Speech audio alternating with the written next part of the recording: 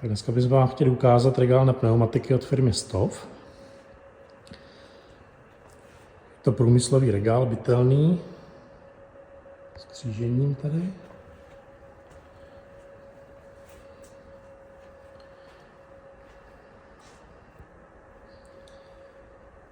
Má dvě police na pneumatiky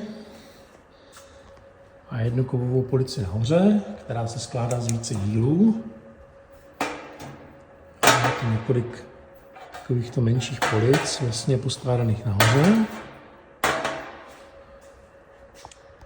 No, tady vidíte, jak to vypadá ze spodu. Ideální do garáže, do vlhkého prostředí, je to spíše už průmyslovější regál, na rozdíl od běžných regálů, které jsou v supermarketech. Má tento regál skosené nosníky, takže je vidět, že potom ta pneumatika nedolíhá hranou, ale dolíhá tady na ten skosený nosník, což pneumatiku výrazně šetří.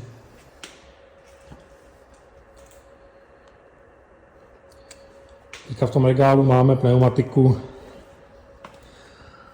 v rozměrech 205×45 R17. Ta pneumatika má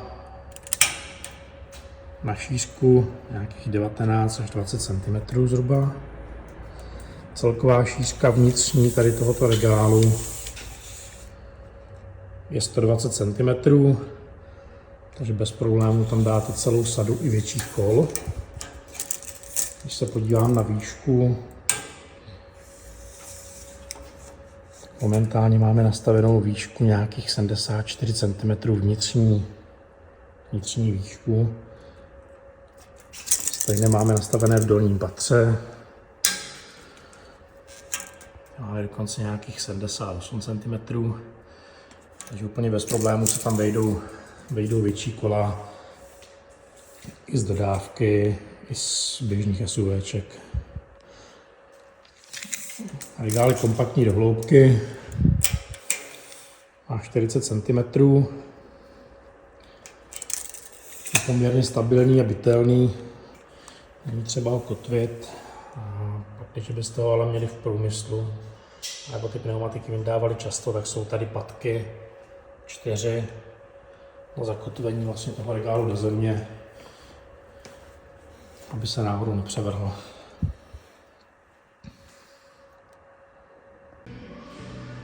Abyste měli s našimi regály co nejméně práce, tak rámy, včetně křížových spěr, vlastně už máte od nás předmontovány.